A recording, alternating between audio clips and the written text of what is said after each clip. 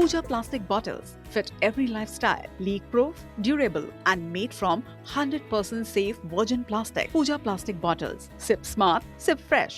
छत्तीसगढ़ में नक्सलवाद की समाप्ति को लेकर विपक्ष बार बार सरकार को घेरता रहा, लेकिन अब की बार मुद्दा इस संवेदनशील नक्सलवाद से जुड़े बड़े वर्गों का है। एक तरफ सरेंडर नक्सलियों का पुनर्वास तो दूसरी तरफ नक्सल सहयोगी के आरोप में बंद सैकड़ों लोगों का इंतजार अभी भी जारी है कि कब उनको इंसाफ मिलेगा। नक्सलवाद के खात्मे के बाद एक सवाल रह रहकर पूछा गया कि जब पुनर्वास नीति के तहत दुर्दांत नक्सलियों को रिहा कर सरकार उन्हें माफ कर मुख्यधारा में लाकर पूरी ताकत से पुनर्वास कार्य में जुटी है, जो बेहतर है, तो फिर सालों से नक्सल मामले में नक्सलियों को सहयोग देने वाले लोग जो जेल में बंद हैं और इनकी संख्या सैकड़ों में है, उन आदिवासियों की रिहाई का रास्ता अब तक साफ क्यों नहीं हो पाया?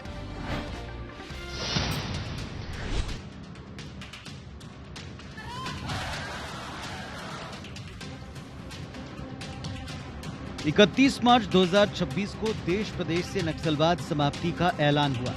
सरकारों ने सैकड़ों आत्मसमर्पित नक्सलियों के पुनर्वास और बस्तर विकास पर फोकस का दावा किया। दावा है कि सैकड़ों सरेंडर नक्सलियों को पुनर्वास योजनाओं के जरिए मुख्य धारा में जोड़ा जा रहा है, लेकिन इस बीच वो सैकड़ों आदिवासी जो नक्सल या नक्सल सहयोगी के आरोप में सालों से जेल में बंद हैं, उनकी रिहाई का क्या?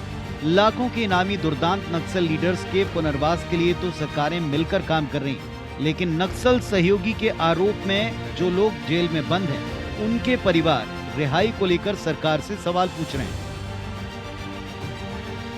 समाज के सभी पदाधिकारियों की तरफ से यही मेरी मांग है कि उन जो जेल में हैं उन कैदियों को भी बाहर विचार करके लाने चाहिए, उनको पुनर्वास और जो सुविधा शासन को देना चाहिए। विपक्ष ने जेल में बंद गरीब आदिवासियों के मुद्दे पर ध्यान न देने का आरोप लगाया, जल्द प्रक्रिया पूरी करने की मांग की।